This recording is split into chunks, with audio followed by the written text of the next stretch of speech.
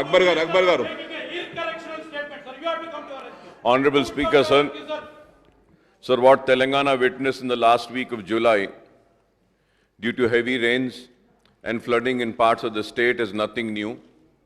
It followed an oppressive extended summer with soaring temperature during the month of May and June. The monsoon remained elusive for a month, but then the state saw torrential rains from July 21st to 27th, causing floods in 10 districts and rain-related damages in other districts in the state. So the Honorable Chief Minister Saab has given a detailed account of the consequences of excessive rainfall in the state and relief measures being taken by the government. Before I go into the specifics, I would like to recall the scenario across the globe during the last couple of months.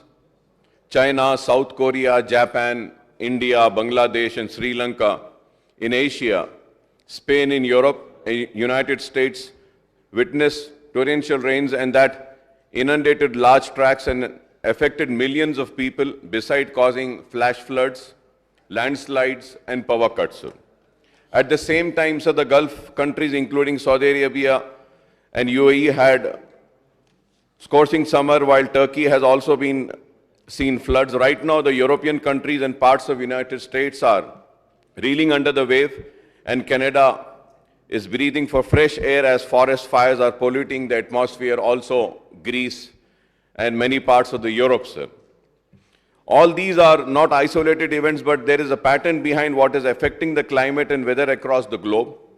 The global warming is causing the climate change, which in turn is resulting in extreme weather conditions. Truly, the vagaries of nature are visible now. This is because all the countries in the world, developed or developing ones, failed to take steps to contain the global warming over the last few decades. So the weather experts say that we are in the midst of the extreme climate mess. Our oceans are warming up, summers are getting hotter and causing wildfire outbreaks. Global warming are creating a warmer atmosphere which holds more moisture, which in turns create more deadly downpours. To make the matters worse, this is an EI 90 year, which is the hot phase of natural fluctuation in the Earth's climate system, sir. India is no stranger to these extreme climate changes that are taking their toll. Only last month, the national capital, Delhi, as well as other northern states of Himachal Pradesh, Haryana, Punjab, Uttarakhand, Uttar Pradesh, beside Assam, witnessed extreme waterlogging due to heavy rains. Gujarat and Maharashtra also saw heavy rains, and even Ahmedabad airport was flooded. Madhya Pradesh, Andhra Pradesh, Chhattisgarh were affected due to swollen rivers. So while flash floods ravaged in many districts in the Godavari basin of the state, the catchment areas in the river Krishna received deficient rainfall. Hyderabad also saw heavy rains on a few days, but impact was not as severe as was the case during the October 2020 rains and floods. Excess water was released for Usman Sagar, Himayat Sagar and Hussain Sagar, but timely clearance of nalas saved the day for large parts of Hyderabad. So, however, we have to be vigilant since the month of September. And October usually brings torrential rains under the impact of cyclonic storms brewing from Bay of Bengal. I would request the government to keep a watch on all the water bodies, especially the major reservoirs and dams, so that we don't face any flooding in heavy rains occur in next few weeks, especially in the month of September, sir. Sir, I say this, the reason is that, sir, I was going through the irrigation projects, water level, sir, as on 2nd of August, sir. Sir, when we see, sir, Singur Dam, Sangareddy, gross storage capacity in TMC, it is 29.917, sir. But the present storage is 27.51, sir. So water inflow in Cusick is 4,480. Water outflow is 3,207, sir, to the river basin of Godavari. Nizam Sagar, Kamareddy also, sir, the storage capacity is 71 17.8 TMC, and the present storage is 17.8. Water flow is 7,925 and outflow is 7,925, sir. Sri Ram Sagar project also, sir, when we see the storage capacity is again 90.31 and the present storage capacity in TMC is 84.29, sir. And the water inflow is again 8,869, sir, Q6, and water outflow is 8,869, sir. Sir, Yelampalli, Karimnagar also, the situation is the same. The storage capacity is 20.17 and the present storage is 17.4. And water inflow is 42,302 Q6, sir. And the outflow is 39,381, sir. And if we have to see Lower Maner also, sir, the storage capacity is 24.07 and the present storage is almost 23.04. And the inflows are 4,303 and the outflow is 4,303. Sir, again, if we see Mid-Maner Dam, the gross storage capacity is 25.87 TMC, sir. And the present storage is 20.43, sir. So now the reason why I am saying this is sir, कि आज ये एक बारिश में ये सारे जितने भी मैं नाम लिया हूं ये सारे के सारे तकरीबन बास तो पूरे मुकम्मिल भर चुके हैं और फिर अभी हमको 2 महीने हैं, सितंबर भी है, अक्टूबर भी है और बाज वक्त नवंबर में भी बारिश होती है. तो this is the reason why I say that कि we need to be very careful and we need to see that कि व्हाट अगेन अगर फिर से दोबारा या फिर से इन 2 महीनों में कभी बारिश होती है तो हम क्या इक़दाम उठाएंगे, किस तरीके से करेंगे. Because if I am wrong, I may be corrected, Honorable Speaker, sir. I was reading in the newspaper in Kadam के पास वो गेट्स पूरे बंद हो गए थे और वो गेट्स को मेंटेन नहीं किया गया था. And through this house, I would like to take this opportunity and thank and appreciate the services of 4 youngsters of Nirmal who went there and who helped in lifting the gates. We need to appreciate such people, sir. So on behalf of my party, मैं अपनी party के जानिब से वो सारे बच्चे जो gets जो अटक गए थे उसके लिए अपनी जान की बाजी लगाकर उन गेटों को उठाए, हम उनकी बहादुरी की कदर करते हैं और उनके इस इक़दाम की वजह से कई विलेजेस और कई जानों को बचाया जा सका है. This is what is needed, sir. Sir, at the same time, sir, honourable speaker, sir, going further ahead, sir, I was going through the note which was tabled, and I had read all the pages, sir. And at the same time, sir, I was also reading in the newspaper that the center has appointed an inter-ministerial team to assess rain and flood damages in Telangana, and the team is scheduled to visit, and in fact they have been visiting from last 2 days, and as of now, if my information is right, they are having a meeting with the Chief Secretary. Sir, now the central team is led by advisor to the National Disaster Management Authority, Kunal Satyarthi, comprises of officials from Agricultural, Jal Shakti, Finance, Power, Road, Transport, Highways, National Remote Sensing Center. They will make a first-hand assessment of the damage and rescue and relief work taken up by the state government. Again and again, sir, this is not the first time. I say that the officials need to take serious about the assembly sessions. They cannot come like this, sir, the officials. Sir, with a lot of anguish I'm saying this, sir. When the newspapers are saying that 42 lives have been lost and the note tabled in this house is not mentioning about a single life lost.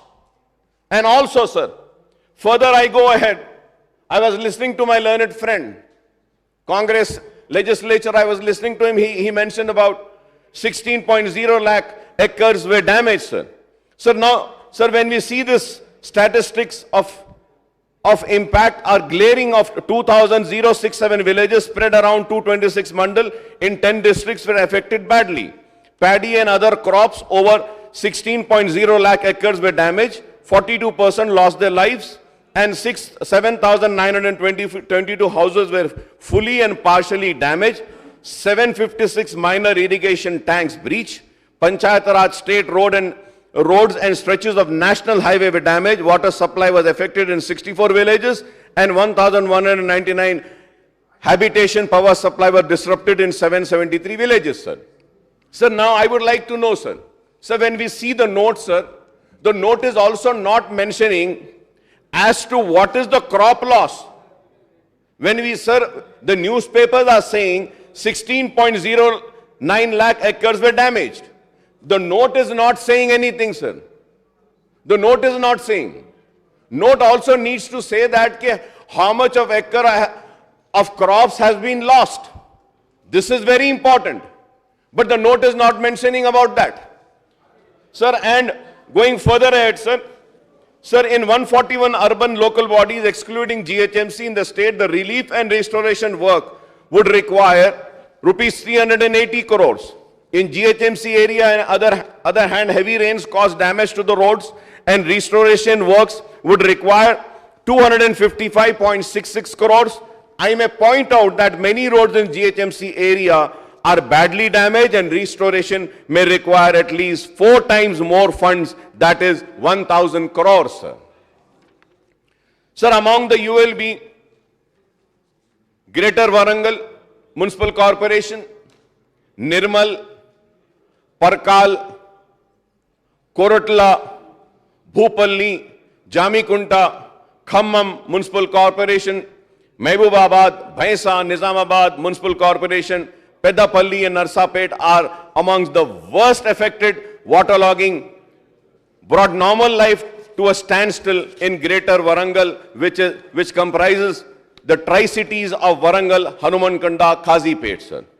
Inundation of low-lying areas in the GMC has also been seen. However, I may say that the situation was not as bad as it was in the year 2020 flood, sir. So despite heavy downpour in the old city remained free of any flooding, mainly because of Nala widening works were taken up and the upstream tank did not breach due to rains flow. However, Prakash Nagar in Begumpet, Budha Nagar in Sikandrabad, Patel Nagar in Ambarpet, Bharat Nagar in Ramantapur, Talabasti in Kawadiguda affected with water stagnation, Bolakpur, Mushirabad, Fish Market, Chadarghat, Golnaka, Langar House, Gudi Malkapur, Medipatnam, Musapet, KBHB Colony, Kundapur, Miapur, Uppal, Nacharam, Malkajgiri, Bagh, Ambarpet suffered extensive damage to the roads, sir. Sir, when I'm talking about the city, sir, I would like to again say that in the year 2020, we faced a lot of problems due to the lakes in the upper area at Jalpalli Lake. Jalpalli का तालाब भरने से वो उम्दा सागर में आया, उम्दा सागर से पल्ले चेरू से यहाँ से फिर हम महेश्वरम कॉन्स्टिट्यूंसी में जाते हैं, मैडम सबिता इंदिरा रेड्डी साहिबा की कॉन्स्टिट्यूंसी में, वहां पर भी तालाबे हैं, वो भी टूटे हैं। अगर इस वक्त शहर हैदराबाद हमारा GHMC एरिया अगर बचा तो उसकी वजह यह है सर कि ये पहली बारिश थी, तालाबों में जगह थी पानी को लेने की, अब ले लिए, अब फिर अगर बारिश आएगी तो क्या होगा? We never know. So my question to Honorable Deputy Speaker, sir, through you to the government is that, are we prepared? Are we preparing ourselves for the coming 2 months?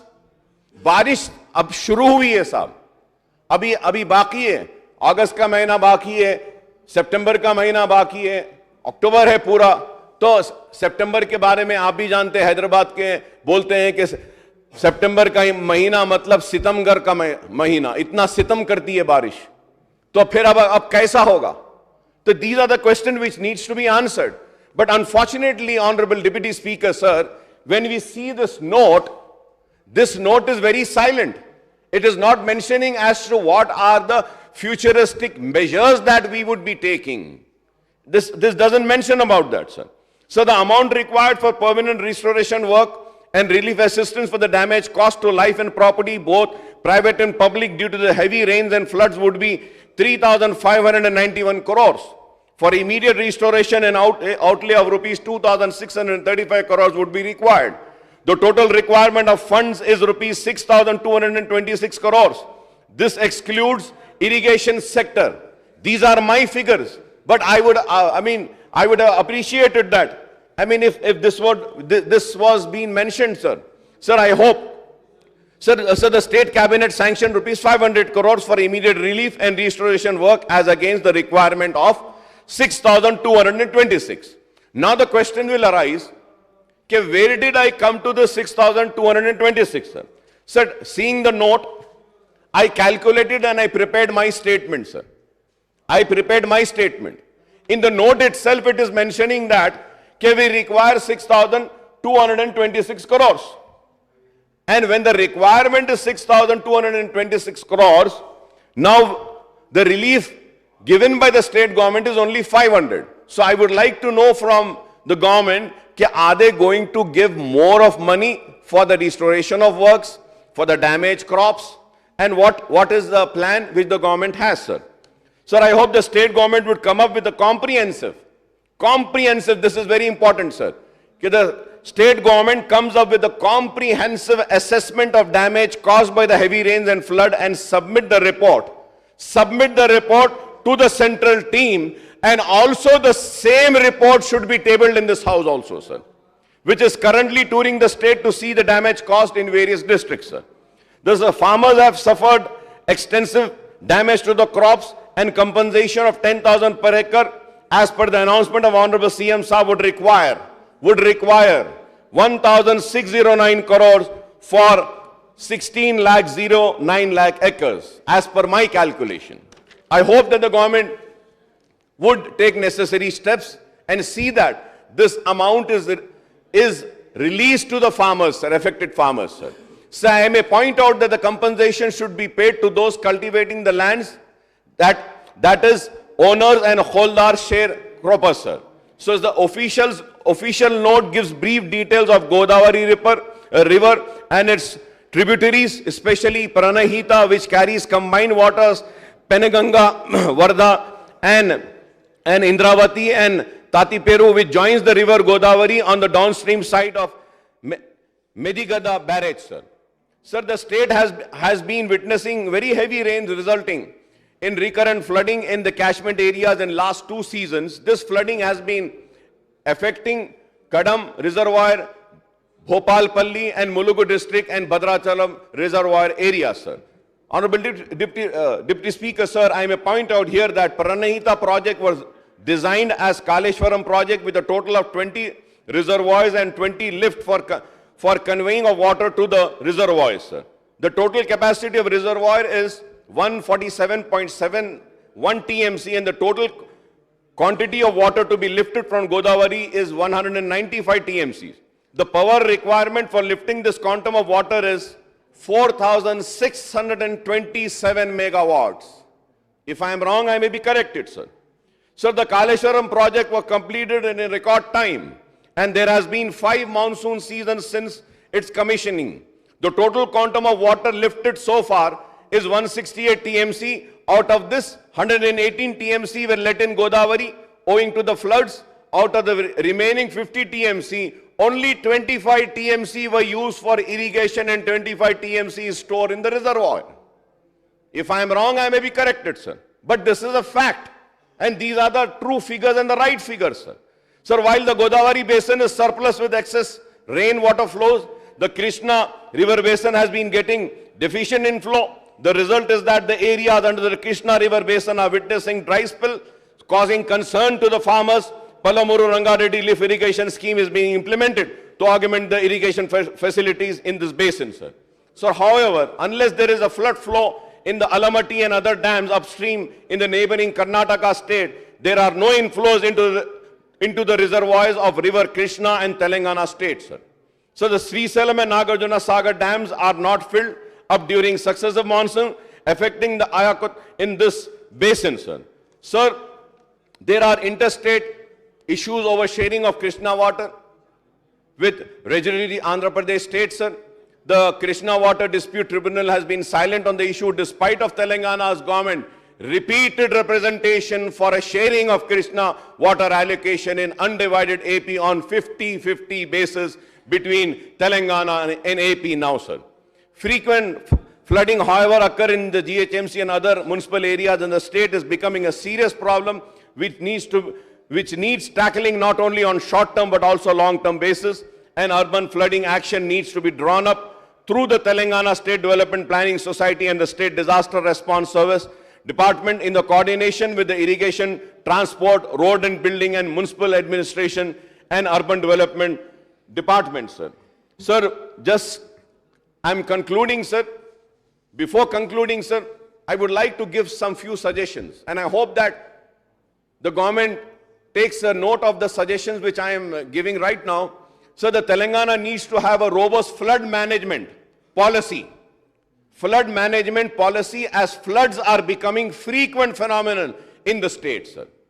Sir, and also, sir, the important thing which we all need to understand is that कि पहले जब बारिश होती थी साहब तो इतनी मकदार में नहीं होती थी जितनी अब हो रही है, और जो भी डिजाइनिंग है चाहे वो स्ट्रॉम वाटर्स के हो तो वो एक कैपेसिटी को लेने के लिए डिजाइन है, लेकिन अब जो बारिश हो रही है बहुत ज्यादा हो रही है. So we need to have a flood management policy and redesigning, because the rains what the world is seeing, not only the state of Telangana or our country India is seeing, is far more and excess rainfall हो रहा है. और फिर आप देखते हैं urbanization, sir. Urbanization के वजह से sir everywhere everyone wants a lovely beautiful road, everybody wants a CC road, everybody wants a nice road. तो जो ग्राउंड्स थे, जो जमीन थी, वो आज खुली नहीं रही है, इस वजह से भी डैमेजेस हो रहे हैं. एंड मोस्ट इंपॉर्टेंट सर, आप भी शहर हैदराबाद के, आप जानते हैं सर इस बात को, और इस बात से इनकार नहीं करेंगे कि ईसा नदी और मूसा नदी दो नदियां थे. ईसा नदी और मूसा नदी, ये दो नदियां बारिश के पानी के लिए बनी गई थी सर, और ये दो नदियां बारिश में फुल दिखती थी, बहती हुई पानी दिखता था. लेकिन आज जब हम ये ईसा और मूसा नदी को देखते हैं तो साल के 12 महीने में वहां पे बह रहा है कुछ. तो क्या बह रहा है sir? The problem starts here. Storm water drains should be separate sir. ये आज क्या कर रहे हैं सर, पूरे शहर हैदराबाद में सीवरेज को लेकर आके स्ट्रॉम वाटर ड्रेन्स में मिला रहे हैं. Not only in Hyderabad sir, all over the states, I would say sir, in municipalities, towns में बड़े बड़े strong water drains में they are mixing the sewerage sir. तो इस वजह से भी प्रॉब्लम हो रहा है. And one more sir, one more important thing is that कि they are not taking out the silt sir. अगर मैं बोलूंगा मूसा नदी, ईसा नदी या strong water drains की भी जो silt होती है, silt नहीं निकालते. And sir, one more most important thing sir, let us see that what was the real capacity of the big reservoirs when they were constructed, and what is the reservoir capacity now. The reason is that sir, not only they are not maintaining the gates, बल्कि तालाब जब सूख जाता है तो उसमें से भी मीठी और सिल्ट निकालना है, वो भी नहीं निकालते हैं sir. This is the reason I'm saying sir, the Telangana needs to have a robust flood management policy, as floods are becoming frequent phenomena in the state, sir.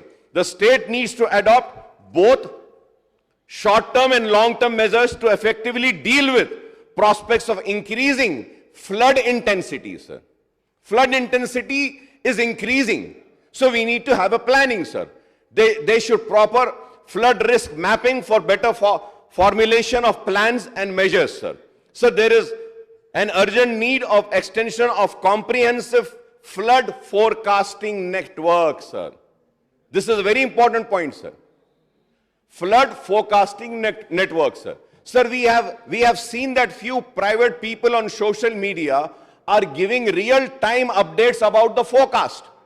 We can seek their services and engage a team of experts to improve our forecasting system, sir. 2 दिन जबरदस्त बारिश होती है और उसके बाद में हम बोलते हैं कि और 2 दिन होने वाली है, चलो बंद कर दो, स्कूल्स बंद, सब बंद, उसके दूसरे दिन बारिश ही नहीं होती है. So sir, that means that the weather forecasting is not being done properly. Sir, going further ahead, sir, the flood forecasting should improve through the use of hydraulic and hydrologic models, sir, which are linked to the weather forecasting system, the real-time data acquisition system, and the reservoir operation system, sir. Sir, we need to understand that due to global warming, the state's flood vulnerability zones are also changing, sir.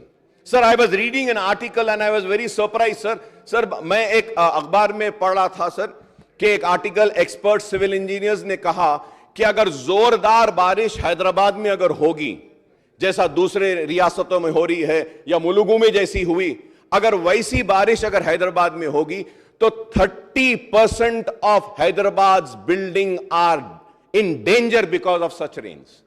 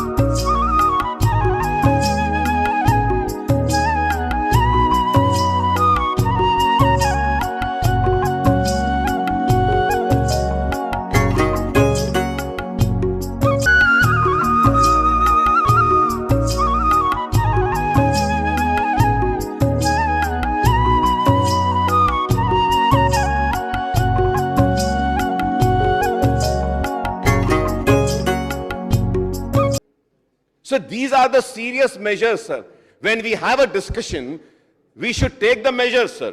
हम सबको एक message public को भी देना है कि storm water drains में please आप कचरा मत फेंकिए, स्ट्रॉम वाटर ड्रेन में आप वेस्ट मत फेंकिए. What we see is that, sir, in the storm water drains, we see pillows, we see buffaloes, we see all waste, we see all kachra, everything is getting choked, sir. So we need to bring that awareness also, sir. విజ్ఞప్తి చేస్తున్న ముఖ్యమంత్రి గారు ఏ పథకం ప్రవేశపెట్టినా రాజకీయ కోణం ఉన్నది, మాననీయ కోణం ఉంటుంది. నిన్న మా ఎమ్మెల్యేలు చాలామంది ఈ రైతు రుణమాఫీ చెక్కులు ఇవ్వండి మేము ఇచ్చేస్తామంటే అది మంచి పద్ధతి కాదు, నేరుగా చెక్కులు అకౌంట్లు వేయాలని చెప్పి ఆలోచించిన ఒక గొప్ప ముఖ్యమంత్రి. అంటే వారు ఒక పథకం రూపకల్పన చేసినా, ఒక డిజైన్ చేసిన రాజకీయ కోణం ఉండదు, మాననీయ కోణం ఉంటుంది. ఇవాళ అనేక పథకాలు చూసినా, రాష్ట్రంలో అమలు జరుగుతున్న ఏ పథకాలకు సంబంధించిన లబ్ధిదారుల విషయం చూసినా పార్టీ కోణం ఉండదు, పేదరిక కోణం ఉంటుంది. కాబట్టి కేంద్ర ప్రభుత్వం కూడా అట్లాంటి వైఖరిని అవలంబించాల్సిన అవసరం ఉందని చెప్పి ఈ సందర్భంగా విజ్ఞప్తి చేస్తున్నాను. ये बात जरूर कहूंगा कि रियासत तेलंगाना हेल्थ के सेक्टर में बहुत तेजी से आगे बढ़ रहा है और वो दिन दूर नहीं है कि हमारे मुल्क हिंदुस्तान में, भारत में नंबर 1 स्टेट होगा हेल्थ के फील्ड में, तो वो तेलंगाना होगा. मैं मुबारकबाद देता हूं और आपने जो मौका दिया मुझे, इसका मैं शुक्रिया अदा करता हूं. తెలంగాణ ప్రభుత్వం యొక్క ప్రాధాన్యతలు వేరు. విద్య అంటే కేవలం విద్యాశాఖ ద్వారా కాదు, ఈరోజు SC residential, BC residential, minority residential, ఈరోజు మళ్ళీ హెల్త్ డిపార్ట్మెంట్ ద్వారా మెడికల్ ఎడ్యుకేషన్ మీద ఖర్చు పెడుతున్నాము. అగ్రికల్చర్ డిపార్ట్మెంట్ ద్వారా అగ్రికల్చర్ యూనివర్సిటీ పెట్టి పెద్ద ఎత్తున అగ్రికల్చర్ పాలిటెక్నిక్లు, అగ్రికల్చర్ కాలేజీలు తెచ్చినాం. హార్టికల్చర్ కాలేజ్ తెచ్చాం, హార్టికల్చర్ పాలిటెక్నిక్లు తెచ్చాం. ఫారెస్ట్ కాలేజ్ దేశంలో ఎక్కడ లేని విధంగా ఫారెస్ట్ యూనివర్సిటీ పెట్టి ఫారెస్ట్ కాలేజ్ తెచ్చినాం. విద్య మీద కట్టేటువంటి ఖర్చు మీరు తెలివిగా సభను తప్పుదో పట్టించే ప్రయత్నం చేస్తున్నారు. ఎట్లా కేవలం విద్యాశాఖ ఖర్చును మాత్రమే చూపించి ఇది తక్కువ అని చెప్పే ప్రయత్నం చేస్తున్నారు. విద్య మీద పెట్టే ఖర్చును విద్యాశాఖ పెట్టేదే కాదు, అన్ని శాఖలు కలిపి విద్యాశాఖ మీద పెట్టేటువంటి ఖర్చును చూసి లెక్క పెట్టాల్సి ఉంటుంది. ఇందాక మీరు కేవలం విద్యాశాఖ లెక్క చెప్పే ప్రయత్నం చేసిండ్రు. అట్లా పర్సంటేజే చెప్పాలనుకుంటే ఎడ్యుకేషన్ మీద తెలంగాణ ప్రభుత్వం పెడుతున్న ఖర్చు 2014-15లో 15.3%, 15-16లో 14.5%, 16-17లో 14.5%. ఇట్లా మా దగ్గర లెక్కలు ఉన్నాయి. కానీ మీరేం చేస్తున్నారు, కేవలం ఎడ్యుకేషన్ డిపార్ట్మెంట్ ద్వారా పెట్టే ఖర్చును మాత్రమే చూపించి అదేదో విద్య మీద తక్కువ పెడుతున్నారని చెప్పే ప్రయత్నం చేయడం సబబు కాదు. ఉద్యమ కాలం నుండి విద్యలో ఎలా మార్పు తీసుకురావాలి, ఏ విధంగా తీసుకురావాలని అప్పటి నుండి ఆలోచించి ఒక తపస్సులో ఆలోచించి ఈరోజు గౌరవ ముఖ్యమంత్రి గారు ఈ వ్యవస్థలో మార్పు తీసుకొచ్చే ప్రయత్నం చేస్తున్న సందర్భంలో ఫలితాలు ఈరోజు మనం చూస్తూ ఉన్నాం అధ్యక్ష. పాఠశాల విద్య మౌలిక సదుపాయాలు కానీ ఆంగ్లంలో బోధన చేయడం కానీ దానివల్ల స్పష్టమైన మార్పు రావడానికి మనకు కనిపిస్తూ ఉంది అధ్యక్ష. భారతదేశంలో ఎక్కడ లేని విధంగా తెలంగాణలో KG to PG ఉచిత విద్య పథకాన్ని ప్రవేశపెట్టడం జరిగింది అధ్యక్ష. మన రాష్ట్రంలో అన్ని వర్గాల ప్రజల కంటే మైనార్టీ, BC, SC, ST అగ్రవర్ణాల్లోని పేదలకి చదువును అందుబాటులోకి తీసుకురావాలని ముఖ్యమంత్రి గారి గురుకులాలు ఏర్పాటు చేసిన సంగతి మనందరికి తెలిసిన విషయం అధ్యక్ష. ఈ షార్ట్ డిస్కషన్ మీద గౌరవ సభ్యులు గ్యాదర్ కిషోర్ కుమార్ గారు, గౌరవనీయులు అక్బరుద్దీన్ ఓవైసీ గారు, గౌరవనీయులు బట్టి విక్రమార్క గారు, గౌరవనీయులు డాక్టర్ సంజయ్ గారు, గౌరవనీయులు ఈటల రాజేందర్ గారు సభ్యులు చర్చలో పాల్గొని పలు సూచనలు, సలహాలు, కొన్ని విమర్శలు, కొన్ని నిరాధారమైనటువంటి ఆరోపణలు చేశారు అధ్యక్ష. బట్ ఏది ఏమైనా ఒకటి మాత్రం చాలా స్పష్టంగా అర్థమైంది ఏంటంటే అధ్యక్ష, ఇదే సభలో గతంలో మేము ప్రతిపక్షంలో ఉన్నప్పుడు ఎప్పుడైనా వైద్యం మీద చర్చ జరిగితే ఆ రోజుల్లో ఏం చర్చ జరిగేదంటే ప్రభుత్వ దవాఖానాల్లో పాము కాటుకు, కుక్క కాటుకు, తేలు కాటుకు మందులు లేవని, దూది లేదని, సిరంజులు లేవని, గోళీలు లేవని, మందులు లేవని ఇట్లాంటి చర్చ గతంలో మాట్లాడేవాళ్ళం అధ్యక్ష. కానీ ఈరోజు అటువంటి విషయం ఎవరు ఏ సభ్యుడు కూడా ప్రస్తావించినటువంటి పరిస్థితి లేదు. అంటే వైద్యం మెరుగుపడ్డది అనేటువంటి విషయాన్ని మనం చెప్పకనే చెప్పుకోవచ్చు అధ్యక్ష. గాంధీజీ గారు ఒక మాట అన్నారు అధ్యక్ష, it is health that is real wealth and not pieces of gold and silver. అంటే ఆరోగ్యమే మహాభాగ్యము, ఈ ఆరోగ్యం అనేటువంటిది అన్నిటికంటే ముఖ్యమైనది అనేటువంటి గాంధీ గారు చెప్పినటువంటి మాటను ఇవాళ రాష్ట్ర ముఖ్యమంత్రి వర్యులు గౌరవనీయులు కేసీఆర్ గారు నిజం చేస్తూ ఉన్నారు అధ్యక్ష. గాంధీ గారు కన్న కలల్ని స్వరాష్ట్రంలో ఈరోజు కేసీఆర్ గారు వాటిని నిజం చేస్తూ ఉన్నారు అధ్యక్ష. మరి గతంలో ప్రభుత్వ ఆసుపత్రికి ఎవరైనా పేదలు వెళ్ళాలంటే డబ్బు లేనటువంటి వాళ్ళు, ఇంకా ఏ ఆధారం లేనటువంటి వాళ్ళు మాత్రమే ప్రభుత్వ ఆసుపత్రికి పోయే పరిస్థితి ఉండేది. ఆ రోజుల్లో ప్రభుత్వ ఆసుపత్రి లాస్ట్ ఛాయిస్ అయితే ఇలా కేసీఆర్ గారి హయాంలో ప్రభుత్వ ఆసుపత్రులకు ఫస్ట్ ఛాయిస్గా మారింది అధ్యక్ష. ఇదేదో నేను నిరాధారంగా చెప్తున్న మాట కాదు. ఆనాడు కాంగ్రెస్ ప్రభుత్వ హయాంలో నేను రాను బిడ్డ సర్కారు దవాఖానకు అనేటువంటి పాటలు వస్తే ఈరోజు పోదాం పద బిడ్డ సర్కారు దవాఖానకు అన్నంత గొప్పగా ఈ ప్రభుత్వం ఆసుపత్రుల్ని బాగు చేసింది అధ్యక్ష. ఆ రోజు ప్రభుత్వ ఆసుపత్రుల్లో కేవలం 30% మాత్రమే ప్రసవాలు జరిగితే ఈరోజు 70% ప్రసవాలు ప్రభుత్వ ఆసుపత్రుల్లో జరుగుతూ ఉన్నాయి అధ్యక్ష. అంటే సీన్ రివర్స్ అయింది. ఆనాడు 30 గవర్నమెంటు, 70 ప్రైవేటు. కానీ ఈరోజు 70 గవర్నమెంట్ హాస్పిటల్లో జరుగుతూ ఉంది, 30% మాత్రమే ప్రైవేట్ ఆసుపత్రికి పోతున్నటువంటి పరిస్థితి అధ్యక్ష. ఈ రకంగా జరుగుతుందంటే ఇదేదో ఈ ప్రభుత్వం మ్యాజిక్ చేస్తానో మంత్రం వేస్తానో మేమేదో మాటలు చెప్తే జరిగింది కాదు. గౌరవ ముఖ్యమంత్రి గారు ఒక ప్రణాళికాబద్ధంగా ఆయన ఒక కమిట్మెంట్తోని, ఒక విజన్తోని ఈ రాష్ట్రాన్ని ముఖ్యమంత్రి గారు ముందుకు తీసుకుపోతూ ఉన్నారు. యాక్చువల్గా మొదటి 5 సంవత్సరాల్లో గౌరవ ముఖ్యమంత్రి గారు కొత్త రాష్ట్రం ఏర్పడ్డది, ఎన్నో ఆశలతో ప్రజలు ఉన్నారు. గత సమైక్య రాష్ట్రంలో ఆనాటి పాలకుల పాలనలో గూడు చెదిరిన పక్షుల్లాగా ఈ రాష్ట్ర ప్రజలు అయిపోయినారు. ఈ రాష్ట్ర ప్రజలకు ఏం కావాలని బాగా ఆలోచించిన ముఖ్యమంత్రి గారు మొదటి 5 సంవత్సరాల్లో సంక్షేమ రంగం మీద, వ్యవసాయ రంగం మీద, విద్యుత్ రంగం మీద, మరి అదేవిధంగా త్రాగునీటి అవసరాలు తీర్చడానికి, సాగునీటి అవసరాలు తీర్చడానికి, పిల్లలకు ఉద్యోగాలు రావాలని ఐటీ ఇండస్ట్రీ లాంటి రంగాల మీద గౌరవ ముఖ్యమంత్రి గారు మొదటి 5 సంవత్సరాల్లో బాగా దృష్టి పెట్టారు. అందుకే ఈరోజు మనం చూస్తే మన రాష్ట్రం అత్యధిక ధాన్యం ఉత్పత్తి చేసే రాష్ట్రంగా మారింది. ఐటీ ఇండస్ట్రీలో అత్యధిక ఎక్స్పోర్ట్స్ చేసే రాష్ట్రంగా మారింది. పవర్ డెఫిషియెంట్గా ఉన్న రాష్ట్రం పవర్ సర్ప్లస్ రాష్ట్రంగా ఇవాళ ముఖ్యమంత్రి గారు మార్చే దిశగా అడుగులు వేస్తూ ఉన్నాము. అంటే ఈ రకంగా ఇవాళ సంక్షేమంలో తెలంగాణ పథకాలు దేశానికే మోడల్గా మారినాయి. అంటే మొదటి 5 సంవత్సరాలు ముఖ్యమంత్రి గారు కొత్త రాష్ట్రం, ప్రజల ఆకాంక్షలు, ప్రజల అవసరాలు, మనం వాటి వైపు మొదటి దశలో అడుగులు వేసినాం అధ్యక్ష.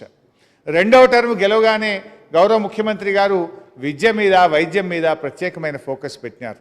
ఈ 5 ఏళ్లలో విద్య మీద, వైద్యం మీద ఫోకస్ పెట్టి అడుగులు వేస్తున్నాం. మధ్యలో అనుకోకుండా దురదృష్టవశాత్తు 2 సంవత్సరాలు కరోనా రావడంతో కొంత మనం అనుకున్న ప్రణాళికలు అతలాకుతలమైనవి. 2 ఏళ్ళు కరోనా మనమే కాదు యావత్ ప్రపంచాన్ని వణికించింది, దేశాన్ని వణికించింది. ప్రణాళికలు కింద మీద అయినాయి. దాంట్లో కొంత ఆర్థిక మందగమనం కావడం, కరోనా వల్ల మనం అనుకున్న లక్ష్యాల్ని కొంత ఆలస్యం కావచ్చు. కానీ ఈ 5 సంవత్సరాల్లో ముఖ్యమంత్రి గారు విద్య, వైద్యం మీద ప్రత్యేకమైనటువంటి దృష్టి పెట్టి ఈ ప్రభుత్వం ముందుకు పోతూ ఉంది. ఇలా ఫలితాలు మనం చూస్తూ ఉన్నాం. విద్యారంగంలో మన పిల్లలు రెసిడెన్షియల్ స్కూళ్ళలో చదివి ఇప్పుడే సబితక్క చెప్పింది, I don't want to repeat, కానీ ఐఐఎంలు, ఐఐటీలలో సీట్లు సంపాదించుకునే దిశగా వెళ్ళడం, ఇలా గురుకుల విద్యా వ్యవస్థను బలోపేతం చేయడం, వైద్య రంగం, తెలంగాణ వైద్య రంగం దేశానికి ఆదర్శంగా మారింది. రాష్ట్రం ఏర్పడ్డ తొలినాళ్లలో ఆనాడు మన రాష్ట్రం 11వ స్థానంలో ఉంటే ఈ మధ్యనే మేం చెప్తున్నది కాదు, కేంద్ర ప్రభుత్వం నీతి ఆయోగ్ ప్రకటించిన ఫలితాల్లో 3వ స్థానానికి ఇవాళ తెలంగాణ రావడం జరిగింది. అంటే 11 నుంచి 3వ స్థానానికి మనం పోయినామంటే ఏ రకమైనటువంటి పనితీరు మనం చేసినామనేటువంటిది అర్థమవుతా ఉంది అధ్యక్ష. దీనికి ఒక పట్టుదల, అంటే గత ప్రభుత్వానికి ఓ పాలసీ లేదు, ఓ ప్రణాళిక లేదు, కనీసం వైద్య ఆరోగ్యానికి సరి అయిన నిధులు కూడా గత ప్రభుత్వాలు కేటాయించలేకపోయినాయి. గత కాంగ్రెస్ హయాంలో 10 ఏళ్ల కాంగ్రెస్ హయాంలో తెలంగాణ ప్రాంతానికి వారు కేటాయించినటువంటి నిధులు 14,752 కోట్లు. ఇప్పుడు గౌరవ ముఖ్యమంత్రి గారి ప్రభుత్వంలో ఈ 10 ఏళ్లలో వైద్య ఆరోగ్య రంగానికి కేటాయించిన నిధులు 73,888 కోట్లు. అంటే మీ 10 ఏళ్లలో 14,752 కోట్లు కేటాయిస్తే ఇవాళ కేసీఆర్ గారి ప్రభుత్వంలో ఈ 10 ఏళ్లలో 73,388 కోట్లు వైద్య రంగం మీద మేము ఖర్చు పెట్టాం. అంటే ఈ ప్రభుత్వం ఈ వైద్య రంగం మీద ఎంత చిత్తశుద్ధితో ఉంది, పేదల వైద్యం పట్ల గౌరవ ముఖ్యమంత్రి గారి చిత్తశుద్ధి అనడానికి బడ్జెట్లో కేటాయించినటువంటి నిధులే ఒక తార్కాణంగా మనం చెప్పుకోవచ్చు అధ్యక్ష. ఎందుకంటే అధ్యక్ష, ప్రజలకు ప్రధానంగా ఏమవుతుంది, ఒకటి త్రాగునీరు. ఇలా మిషన్ భగీరథ అనేటువంటి కార్యక్రమాన్ని ప్రారంభించి మారుమూల పల్లెల్లో, లంబాడి తండాల్లో, గూడాల్లో కూడా ఈరోజు స్వచ్ఛమైన శుద్ధి చేసిన ఉపరితల త్రాగునీరు ఇవ్వడం వల్ల ప్రజలు అనారోగ్యం పాలు కాకుండా అయినారు. నా దగ్గర ఫోటోలు ఉన్నాయి, గతంలో ఏం జరిగిందో పత్రికలు ఏం రాసినాయి అన్నీ తెచ్చాను. కానీ ఆ రోజుల్లో వర్షాకాలం వచ్చిందంటే చాలు, మొన్న పడ్డట్టు వర్షాలు పడితే మంచం ఎక్కిన మాన్యమని, పల్లెలన్నీ కూడా దవాఖానాలుగా మారినాయని, హైదరాబాద్ నుంచి హుటాహుటిన వైద్య బృందాలు బయలుదేరినాయని ఆ రోజుల్లో మనం చూసేవాళ్ళం. కానీ ఇలా మిషన్ భగీరథ వచ్చిన తర్వాత ఎక్కడ కూడా సీజనల్ డిసీజెస్ లేవు, డయేరియా లేదు, మలేరియా లాంటి సీరియస్ జబ్బులు గ్రామాలు పరేషాన్ అయినటువంటి పరిస్థితులు ఎక్కడ కూడా ఈరోజు కనబడతలేవు అధ్యక్ష. స్వచ్ఛమైనటువంటి గాలి, ఇవాళ మనం చేపట్టిన హరితహారం ద్వారా దేశంలోనే గత 9 ఏళ్లలో 7.7 గ్రీన్ కవర్ రేట్తో తెలంగాణ మొదటి స్థానంలో నిలిచింది.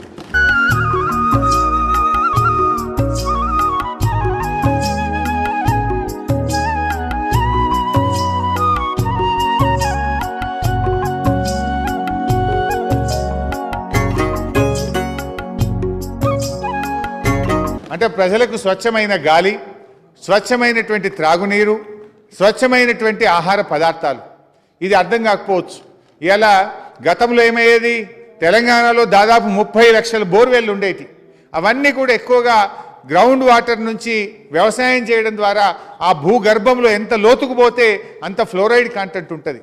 కానీ ఈరోజు కాళేశ్వరం ప్రాజెక్టు, మహబూబ్ నగర్లో పెండింగ్ ప్రాజెక్టులు పూర్తి చేసుకొని, మిషన్ కాకతీయలో చెరువులు బాగా చేసుకొని, రాష్ట్రంలో పెద్ద ఎత్తున ఇరిగేషన్ ప్రాజెక్టులు పూర్తి చేసుకోవడం ద్వారా ఇవాళ కృష్ణా గోదావరి జలాలతో ఆ బ్రహ్మాండమైనటువంటి పంటలు పండిస్తూ ఉన్నారు. భూమిలో ఉండే ఫ్లోరైడ్ తగ్గింది. భూగర్భంలో నుంచి రావాల్సిన ఫ్లోరైడ్ రాకుండా పోవడం ద్వారా తినే ఆహార పదార్థాల్లో కూడా నాణ్యత పెరిగిందని చెప్పి కూడా ఈరోజు మనం చెప్పుకోవచ్చు. పల్లె ప్రగతి, పట్టణ ప్రగతి ద్వారా కూడా పారిశుధ్యం మెరుగుపడ్డది. గ్రామాల్లో పరిస్థితులు మెరుగుపడ్డాయి. మున్పట్లాగా అంటు రోగాలు కానీ మలేరియా, డెంగ్యూ లాంటి వ్యాధులు అంత తీవ్రంగా లేనటువంటి పరిస్థితి కూడా వచ్చాం. అంటే త్రాగునీరు, సాగునీరు, పల్లె ప్రగతి, పట్టణ ప్రగతి, అదేవిధంగా హరితహారం ఇలాంటి కార్యక్రమాల ద్వారా ఈరోజు ప్రజల ఆరోగ్యాన్ని అనారోగ్యం పాలు కాకుండా కూడా ప్రభుత్వం ఎంతో ముందు చూపుతో పనిచేసిందని కూడా మీ ద్వారా సభ్యులకు తెలియజేస్తా ఉన్నాం. ఎత్తున మరి ఉస్మానియా గాంధీకి జ్వరం వచ్చినా, దగ్గు వచ్చినా, జలుబు వచ్చినా గాంధీకి పోవాల్సినటువంటి పరిస్థితి ఉండేది. కానీ బస్తీ దవాఖానాలు ఏర్పడ్డ తర్వాత తమ బస్తీల్లోనే ప్రజలకు సేవలు అందడం ద్వారా మరి ఈ టెర్షరీ కేర్ హాస్పిటల్స్ మీద బర్డెన్ కూడా తగ్గినటువంటి విషయాన్ని మనం చేస్తా ఉన్నాం అధ్యక్ష. గతంలో పేదలు పరీక్షలు చేసుకోవాలంటే అసలు పరీక్షలు చేసే ఫెసిలిటీ లేదు. ఇవాళ ప్రతి జిల్లాకు ఒక టీ డయాగ్నోస్టిక్ సెంటర్ పెట్టాం. హైదరాబాద్లో కూడా టీ డయాగ్నోస్టిక్ సెంటర్లు, రేడియాలజీ ల్యాబ్ పెట్టి 134 రకాల పరీక్షలు పేదలకు ఉచితంగా చేస్తూ ఉన్నాం. ఒక్క రూపాయి ఖర్చు లేకుండా పేదలు ఏ పిహెచ్సిలో, ఏ బస్తీ దవాఖానాలో పోయి రక్త పరీక్ష కానీ ఎలాంటి పరీక్షలైనా సరే అవే పరీక్షలు ప్రైవేట్లో చేయిస్తే 5,000, 6,000, 10,000 రూపాయలు ఖర్చు అవుతాయి. ఒక్క రూపాయి ఖర్చు లేకుండా టీ డయాగ్నోస్టిక్స్ ద్వారా పేదలకు 134 రకాల పరీక్షలు ఉచితంగా చేస్తూ ఉన్నాం అధ్యక్ష. ఇది కాదంటారా ఎవరైనా చెప్పనండి అధ్యక్ష. ఇది ఈ రకంగా ఈరోజు పల్లె దవాఖానాలని, బస్తీ దవాఖానాల ద్వారా పేదలకు వైద్యాన్ని మరింత అందుబాటులోకి తీసుకురావడం జరిగింది అధ్యక్ష. ప్రైమరీ హెల్త్ సెంటర్స్లో, పిహెచ్సిల్లో డాక్టర్లు ఉండాలని ఒకే రోజు 1000 మంది డాక్టర్లను శిల్పారామంలో నియామక పత్రాలు అందించి అన్ని పిహెచ్సిల్లో డాక్టర్లు ఉండే విధంగా చూసినాం అధ్యక్ష. ఒక 6 నెలల క్రితమే 1000 మంది డాక్టర్ల నియామకాన్ని పూర్తి చేసి శిల్పారామంలో ప్రోగ్రాం పెట్టి 1000 మంది డాక్టర్లకు నియామక పత్రాలు ఇచ్చాం. వారందరూ కూడా ట్రైనింగ్ పూర్తి చేసుకొని ఇవాళ పిహెచ్సిల్లో పనిచేస్తున్నటువంటి విషయాన్ని మీ ద్వారా గౌరవ సభ్యులకు తెలియజేస్తున్న అధ్యక్ష.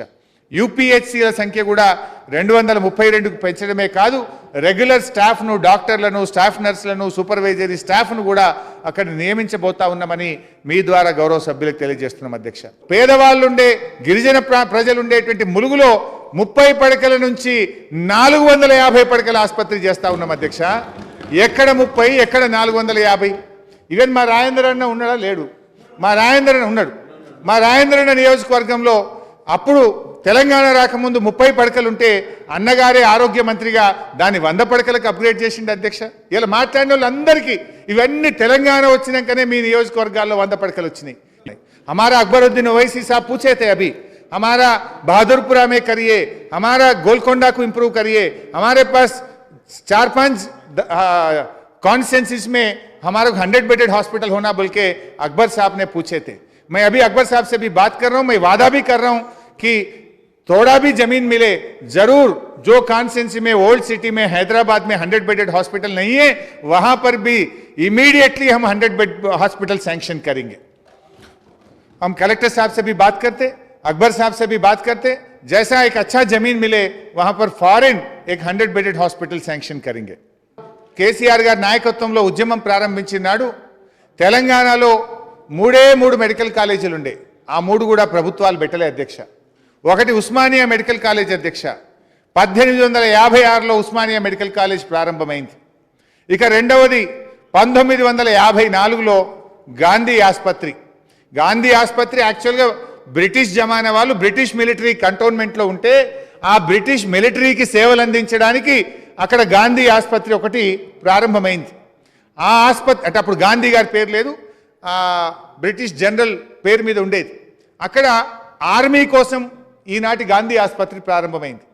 ఆ తర్వాత 1954లో ఆ ప్రాంత ప్రజలు చందాలు వేసుకొని కొంతమంది పారిశ్రామికవేత్తలు, వ్యాపారులు ముందుకొచ్చి డబ్బులు ఇచ్చి 1954లో పీపుల్స్ మెడికల్ కాలేజీగా గాంధీ మెడికల్ కాలేజ్ ప్రారంభమైంది. గవర్నమెంట్ పెట్టలే, ప్రజలు చందాలు వేసుకొని 1954లో పీపుల్స్ మెడికల్ కాలేజీగా గాంధీ ఆసుపత్రి ప్రారంభమైంది.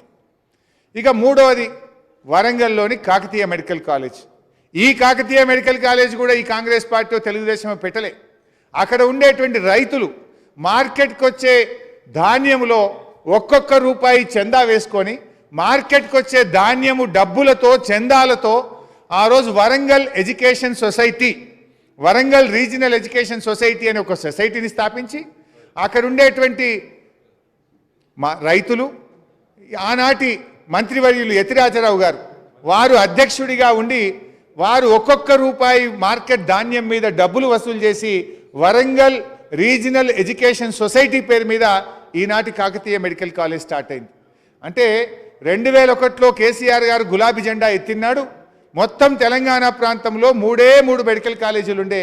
ఒకటి నిజాం పెట్టిన ఉస్మానియా, బ్రిటిష్ కాలంలో ప్రారంభమై ప్రజలు ప్రారంభించుకున్న పీపుల్స్ మెడికల్ కాలేజ్ గాంధీ ఆసుపత్రి, మరి మార్కెట్ యార్డ్కి వచ్చిన ధాన్యంతో చందాలతో ప్రారంభమైనటువంటి కాకతీయ మెడికల్ కాలేజ్.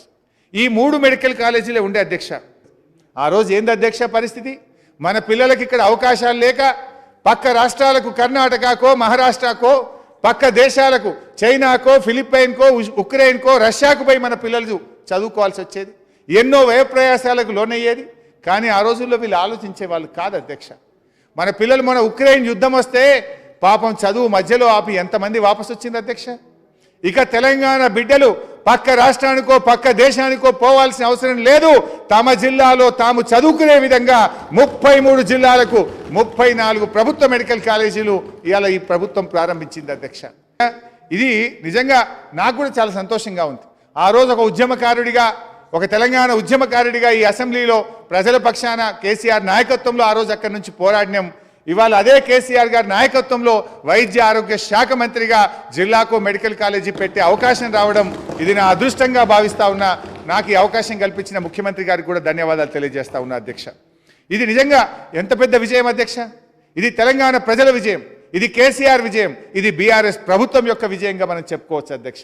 ఎన్ని సీట్లు పెరిగినాయంటే ఈరోజు మనకు తెలియంది కాదు అధ్యక్ష. ఇవాళ కేసీఆర్ గారి ప్రభుత్వం ఎన్నో గొప్ప విజయాలు సాధించింది. White revolution, green revolution, pink revolution, blue revolution కు నిలయంగా మారినటువంటి తెలంగాణ ఇవాళ జిల్లాకు ఒక మెడికల్ కాలేజ్ పెట్టి వైట్ కోట్ రెవల్యూషన్ కు నాంది పలికింది. ఇవాళ మిషన్ కాకతీయతో ప్రాజెక్టులు కట్టి చేప పిల్లలు బ్లూ రెవల్యూషన్ సాధించడం.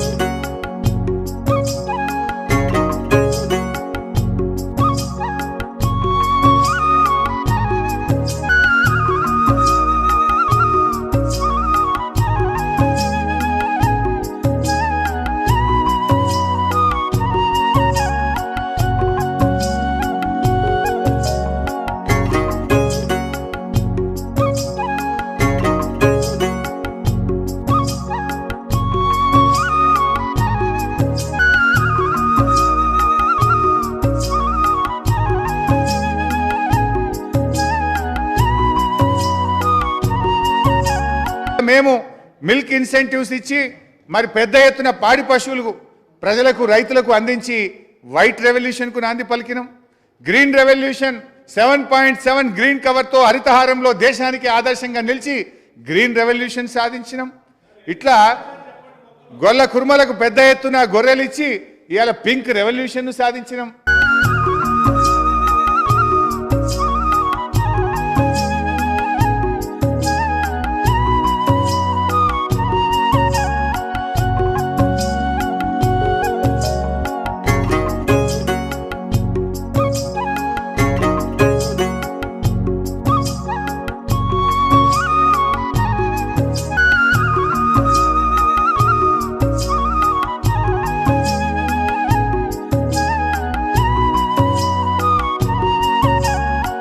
జిల్లాకు మెడికల్ కాలేజ్ పెట్టి వైట్ కోట్ రెవల్యూషన్ కూడా సాధించింది తెలంగాణ అని చెప్పి మనం చేస్తా ఉన్నాం అధ్యక్ష. ధాన్యం ఉత్పత్తిలో తెలంగాణ రాష్ట్రం దేశంలో నంబర్ 1 అధ్యక్ష. ధాన్యం ఉత్పత్తిలోనే కాదు డాక్టర్ల ఉత్పత్తిలో కూడా తెలంగాణ నంబర్ 1. ప్రతి 1,00,000 జనాభాకు 22 మంది డాక్టర్లను అందించిన ఒకే ఒక్క రాష్ట్రం ఈ భారతదేశంలో తెలంగాణ రాష్ట్రం అధ్యక్ష. దీన్ని ఎవరైనా కాదనగలుగుతారా? Can anybody challenge with me? ఈరోజు ధాన్యం ఉత్పత్తిలో తెలంగాణ నంబర్ 1, డాక్టర్ల ఉత్పత్తిలో తెలంగాణ నంబర్ 1. ఇవాళ మన ముఖ్యమంత్రి గారు తెలంగాణ రాష్ట్రం ఏర్పడ్డ నాడు కరువు కాటకాలతో, నీళ్లు లేక, కరెంటు లేక, ఆత్మహత్యలతో ఉన్నటువంటి రైతులు ఆత్మహత్య చేసుకున్నటువంటి ఈ తెలంగాణ ఇవాళ దేశానికి అన్నం పెట్టే ధాన్యాగారంగా ఈ తెలంగాణ మార్చిండు మన కేసీఆర్. ఇవాళ మన దగ్గర 1,10,00,000 మెట్రిక్ టన్నుల ధాన్యం గోడౌన్లలో నిల్వ ఉంది.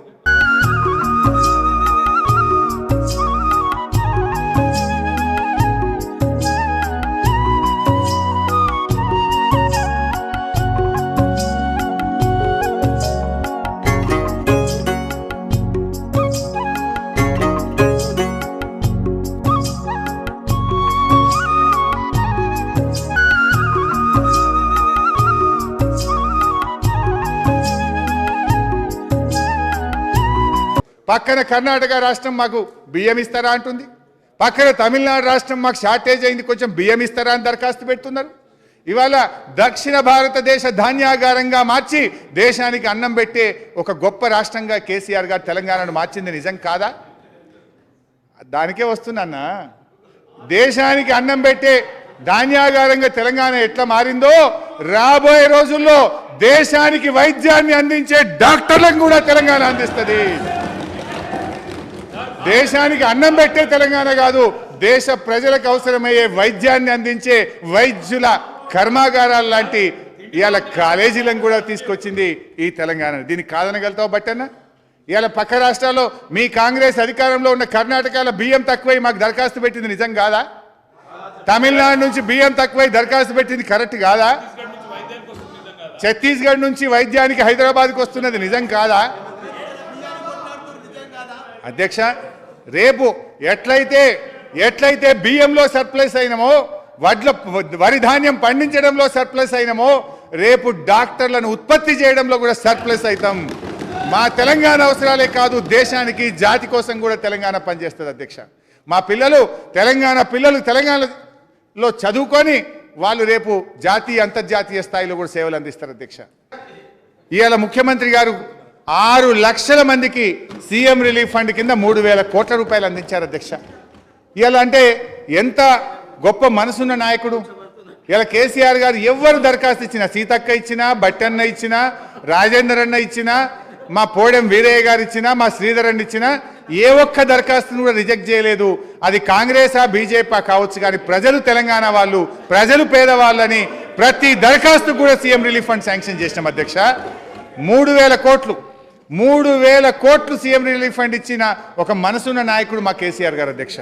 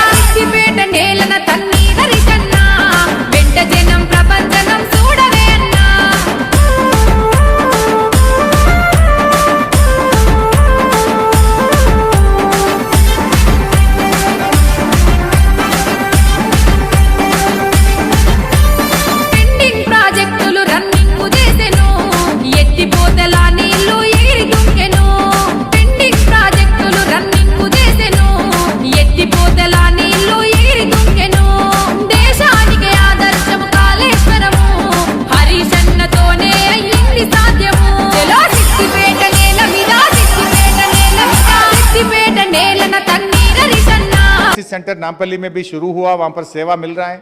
अपने मलकपेट में भी डायलिसिस सर्विसेज शुरू करें, वहाँ पर भी डायलिसिस का सेवा मिल रहा है, और बाकी जगह भी मैं ज़रूर देखता हूँ। और एक इम्पॉर्टेंट आप बोले हैं कि निज़ामिया टीबी हॉस्पिटल के लिए बताए, मैं अभी इंस्ट्रक्शन दिया हूँ, 2-3 दिन के अंदर हमारे इंजीनियर्स वहाँ जाके जो भी ज़रूरत है, वो 5 करोड़ होने दो, 10 करोड़ होने दो, 20 करोड़ होने दो, उसका रिपेयर के लिए वो बिल्डिंग को अगर से बचा सके तो जितना पैसे चाहिए फॉरेन हम वो पैसे सैंक्शन करेंगे। और आरोग्यश्री में भी मैं पूरा बताया था, आप एक अलग मुद्दा उठाए, बाकी इश्यूज तो मैं बोला कि आरोग्यश्री का रेट्स रिवाइज करने के लिए बोल रहे थे। जो हॉस्पिटल आरोग्यश्री में वो लोग पेशेंट्स को ट्रीटमेंट नहीं दे रहे, उन लोगों को डिबार कर देना, उन लोगों को आरोग्यश्री से निकाल देना बोल के भी आप बताए। जरूर ये दो ही मुद्दे पे भी मैं ऑफिसर से मीटिंग लेके जरूर हम एक्शन लेंगे। So thank you sir.